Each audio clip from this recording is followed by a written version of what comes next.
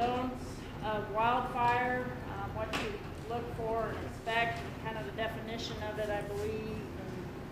And I'll shut up now and let him do the talking. Don't commit me to something I'm not prepared for here. Okay, sorry. All right, thanks, Marcy. Good morning. Just barely. It's good to be here. Again, my name is Doug. If you got any questions anytime, feel free to stop me. An extension, we're always trying to serve our clientele, so this is really for you. So feel free to interrupt me. Again, if you got a question or a comment, and I'm happy to do that. So here's a publication we just finished. Take one if you like and pass it around. It's through Oklahoma State, but we work cooperatively with those folks. Again, it's the idea of living on a ranch and being prepared for wildfire. Over the last, it's always been an issue. We'll talk a little bit about how fire has always been on the landscape, but I'd say over the last 3 or 4 years in particular, Oklahoma, Texas, Kansas, New Mexico even, there's been some fatalities on ranches when these things, they never show up at a good time. We'll talk more about that. It's usually what I might call a firestorm. The wind's blowing, 50 miles an hour. We're used to it blowing, gusting to 25, but when it's blowing 50 miles an hour and there's a fire, that really changes the dynamics of how fire behaves, and it becomes quite dangerous. So again, there's been some lives lost. And again, a lot of you folks live out on the ranch, so just as an effort to put together some information and this talk to maybe make you aware of some things or think about some things differently than you had before. Again, the whole idea of trying to keep folks safe out there on the ranch, which would be a little bit different than, say, in town. So I titled this, Wildfire on the Ranch Farm, Be Prepared. I try to leave out the words like protection, like how are we going to protect the ranch, or how are we going to prevent wildfires. Those are kind of notions that just don't really, you can't really protect the ranch from fire. Eventually you will have fires. Smokey Bear may tell you only you can prevent forest fires. Well, I don't know how you prevent lightning or arson or an accident. So it's really about being prepared. And I spent a lot of years in the Boy Scouts, so I really appreciate that model. And in this sense, when you're dealing with natural disasters, it's a good model approach.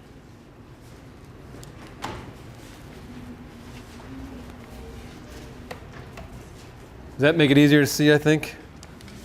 All right.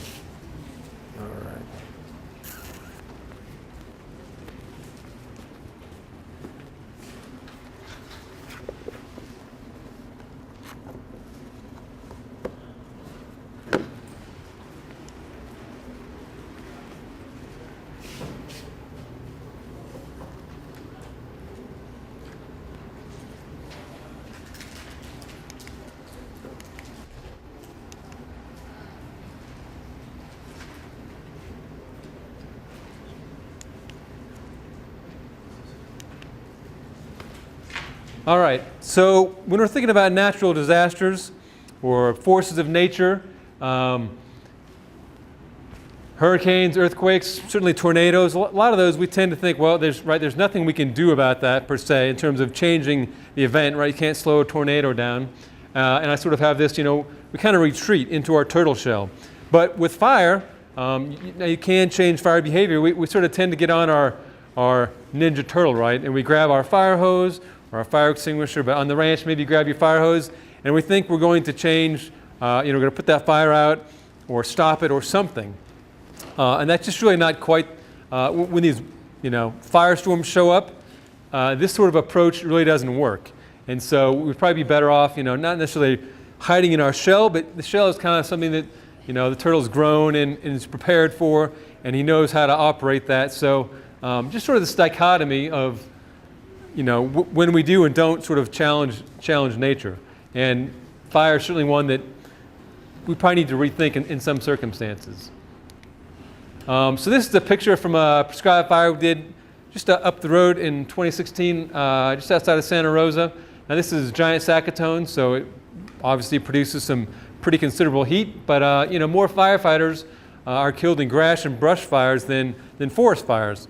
And potentially one of the reasons is when we look at a forest fire, we think, okay, right, there's an 80-foot wall of fire, and we're like, well, I can't really take that on, so you may retreat. point out the Yarnell Hill fire, in which we lost 19 firefighters, right? That was very much a grass and mostly a brush fire. And I was thinking about it, just occurred to me the other day, if you're familiar with that fire, those gentlemen were up on that ridge, and they could look down to see their safety zones, as they called it.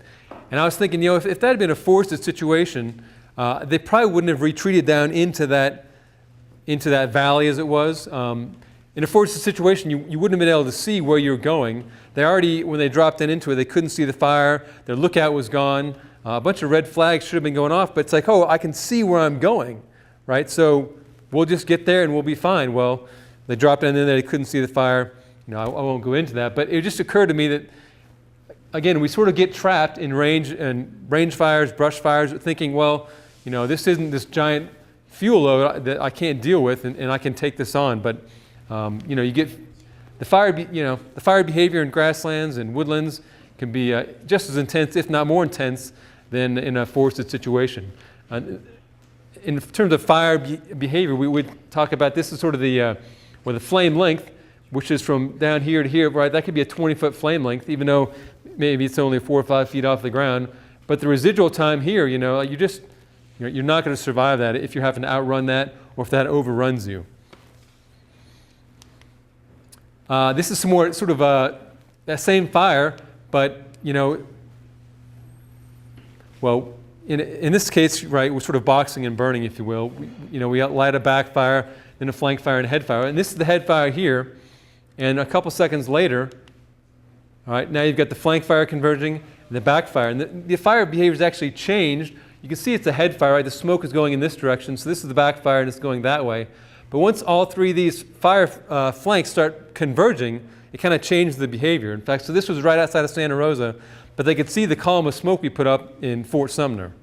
And if you were in here, right, backing up, going, oh, there's a fence over here, I'm going to go in here real quick and cut that fence, which is a bad idea, right, and herd the animals out, which is a bad idea. That probably won't even happen anyways. Right, then a few seconds later, all of a sudden, right, this fire has changed its behavior. It's got its own behavior. It's sucking itself together. That's when that huge cloud goes up in the sky. And again, suddenly what you're thinking is, I can deal with this. I can outrun this head fire. Again, things change pretty quickly. Not to mention, right, even if you weren't to be overcome with the flames, smoke inhalation is another killer out there on the fire line. This is probably a little bit difficult to see, but before we had all of our fancy computers and tablets and iPhones that we have all of our apps on now, it will tell us how fire is behaving. This is called, we use nanograms. And you have these 4 quadrants here, and you have input like dead fuel moisture, relative wind speed, another measure of fuel moisture. And you start up here and follow the directions and come over here to this line and so forth. And wherever you end up on this curve here, kind of lets you know there's flame length, rate of spread, heat per unit area, fire line intensity is these lines here. But just to make a point, this is tall grass, so we have areas in New Mexico that would be characterized as tall grass, as well as mixed grass, sort of behave the same way. But I chose the low wind speed. So just to make this point, looking at this curve, right, this basically goes very steep pitched here, and so these icons are this is the flame length of 4 to 6 feet. Pardon me, and then the 2 to 4 foot range. This icon of the person, right? You can be effective there, but very quickly you get up into the 6 to 8, where you're going to need a bulldozer to be effective on that fire, and then pretty much all the rest of this, right? Just forget about it. It's back to that picture I was showing you. We're not going to be effective when the flame lengths get above 8 feet, 10 feet. Rates of spread start climbing. Again, it's a very narrow window where you can be effective out there. So again, this idea of getting out there in front of that fire, it can be a pretty dicey decision if the wind speed picks up.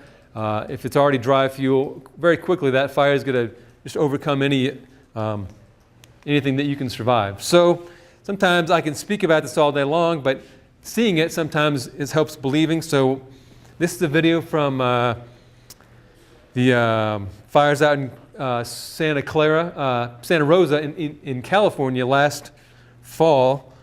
And this is sort of, staying too long and deciding, okay, I stayed too long, I was going to fight this fire. I'm clearly out of my element, and now I'm going to try and evacuate. And it's probably, it's too late to be doing that.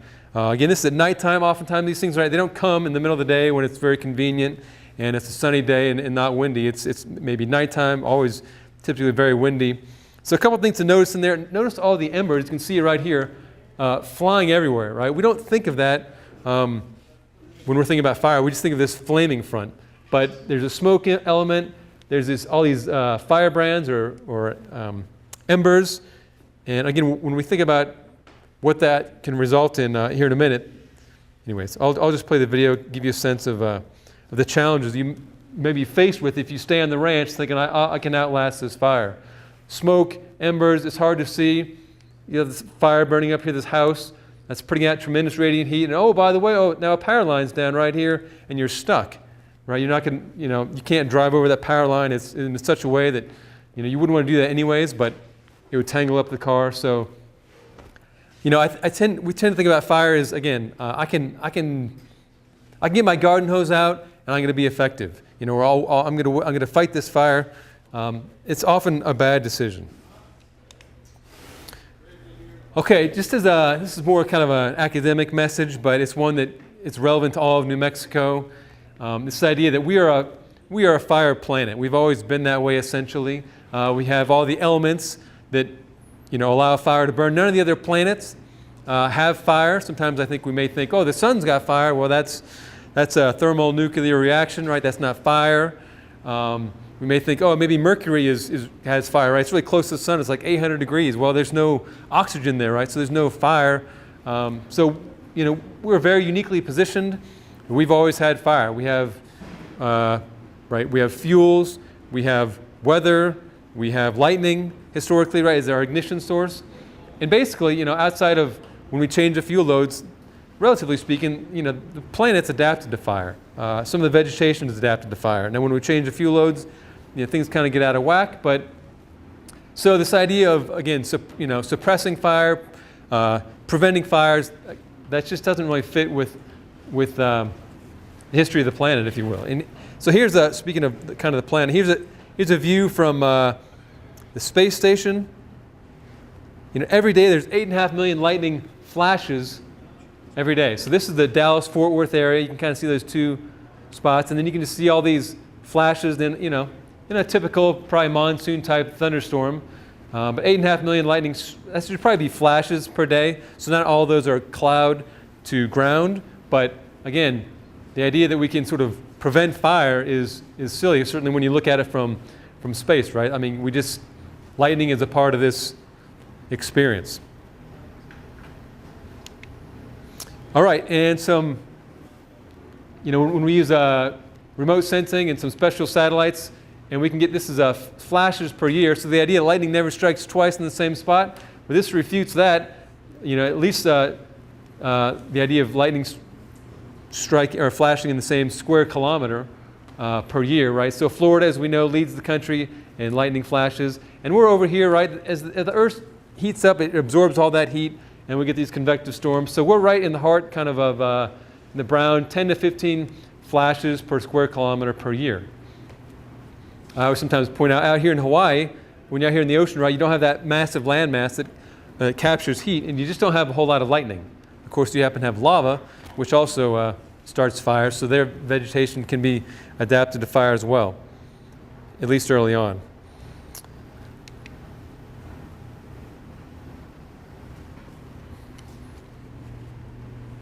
So, we say in New Mexico about a third of the time, actually, pardon me, 2/3 of the time, we're in sort of drought situations. And this is kind of one of those years. I haven't updated this, but this was in March, the Upper Rio Grande Basin snowpack summary. These other lines are different years. I can't hardly read them. But right, that's all we need to know is that this year we knew we had a super dry winter. Right, so sooner or later we're going to have, we got lightning, and we're going to have very little snowpack, very little moisture, and our fuels, and particularly our live fuels, the live fuel moisture starts dropping, and that's really when we get these, when you combine a wind event and let's say lightning or what other ignition, you get these pretty significant fire events. We've got tree scar records that show we know that certainly in our ponderosa pine forest and even our Mexican conifer forest, and if we don't have this record in woodlands like we have outside here or in grasslands, but again, we know that fire was a part of these systems. For example, this tree was 475 years old, 31 fire scars over 336 years. On average, every 2.5 to 5 years, there's a fire coming through here, right? So we know the frequency, and we know that it wasn't a crown fire. If it had been a crown fire, it would have killed this tree in 1540, and we wouldn't have had any more, the tree would stop growing, obviously, and it wouldn't be recording any more fire scars. So it's a really good piece of evidence, give us an idea of, that fire was a part of these landscapes before we started changing the way they behaved. I'm going to skip over that. Again, this is a forested situation, but the same. You've probably seen these sort of series. Picture in 1871. There was a thinning operation here, but you can see the amount of, you can see through that forest. Again, you start suppressing fire, and quickly you can't, all these seedlings and saplings start growing up. 69, and that tree got cut. And here, really, in 89, you can really, it's just, the forest composition is completely changed. Now, if you were born and showed up and went camping out here, you're like, oh, wow, this is the way forests have always looked. Well, you wouldn't have that perspective without otherwise knowing. So a lot of people think, again, this is just how it's always been. And actually, you can almost see the forest here starting to self-prune itself. Insects and disease will start taking over. And of course, eventually, you'll end up with a fire. And so something maybe more relevant to a ranch situation here in New Mexico, a lot of our pinon juniper country used to be a savanna, right? It's very open, and fire had some role in there. It's a little harder to quantify fire versus competition, but fire played a role in keeping these savannas open. Not in all situations. Sometimes you have shallow soils. We call it pinon juniper persistent woodland. This is actually a photo taken not far from here, and you can just see when you take fire out of a grassland situation, all these seedlings and saplings start germinating, maturing, growing up, and eventually you kind of have something like here. And then sooner or later, again, when you have a drought year in particular, because it's pretty hard to get, the old days, if you were a firefighter, that firefighter burns off the mountain, we'll catch it in the pinon juniper. Well, if you've had, a 10-year, 20-year drought, kind of like we've been experiencing over the last 18 years, again, this fuel moisture is pretty well dried out, and the fire is not stopping in these pinon juniper anymore, and it just goes racing through there. Which can be another challenge, right? You're like, hey, I've always dealt with fires in the pinon juniper, but all of a sudden it's behaving differently than you've ever used to seeing it. And again, you can get stuck in there, trapped in there, and cause a problem. So, a little humor here for you. That's kind of what we've been experiencing this year and almost really every year in New Mexico. So we kind of changed that paradigm. We're still a fire planet, but now we've changed the way fire behaves. So the solution, this is the fire behavior triangle, right? Weather impacts fire, if it's drought, windy, hot. Topography, right? If it's a steep slope, you get preheating in front of that fire, it dries those fuels out, and you get these sometimes updrafts, right? So fire burns faster uphill. And of course, fuel, be it fuel arrangement or loading or fuel moisture, all those things, or fuel type. So if we want to change fire behavior, right, we can't change the weather, we can't change topography. Obviously, we can change fuel. All right. I guess I'll go through this. It's kind of interesting, but it doesn't necessarily apply to a ranch situation. But it does kind of give you this idea of the challenge of dealing with fire. This is again in Santa Rosa. That video. Actually, that video was from Gatlinburg, Tennessee. This is the Santa Rosa fire in California. So keep an eye on this little. We'll get a Google Earth picture here in a minute. That little spot there in the sidewalk there. So I would never come to this community and say, "Hey, let's do a Firewise talk," right? They'd kind of laugh, and I'd be like, "Well, it's probably not necessary, right? There's not a whole lot of necessary fuel here." That's looking down the street, right? We're here in the middle of a community. We got it's a nice green community. Well, this is after the Santa Rosa fire, or the Tubbs fire, as it technically was called. So there's our home. There's that spot in the sidewalk, and there you can see it again. So I mean, fire can behave pretty erratically. It took out this entire neighborhood, and a lot of this would have been home-to-home ignition, which is not something we're necessarily thinking about out here in the range country. But just to give the idea that, fire can run through all sorts of fuel types and situations. All right, so I've kind of changed seeing situations like that. I've somewhat changed my approach to maybe how we should think about fire on the ranch, but and I'm still kind of working through organizing that, so bear with me. But basically, it's kind of based on the ready, set, go idea. Ahead of time, you've thought about preparing you or your family or your ranch. Maybe it's maybe you're employee of the ranch, so it's not your family, but maybe your family is there. I'm not sure. But so you're prioritizing and you're preparing your family. You're thinking about your ranch and the property. You may plan for the livestock. And so basically, you've done all this, being prepared. If a fire shows up, you're much more ready and equipped to deal with it. And sometimes that just means, evacuating and leaving. So this is sort of a segue to the next segment. This is a classic insurance thing, right? Just when you thought you have enough insurance, something strange pops up and you don't have the right coverage you need. So kind of the first thing, if you have a ranch or a farm, you need insurance. And most people already have that.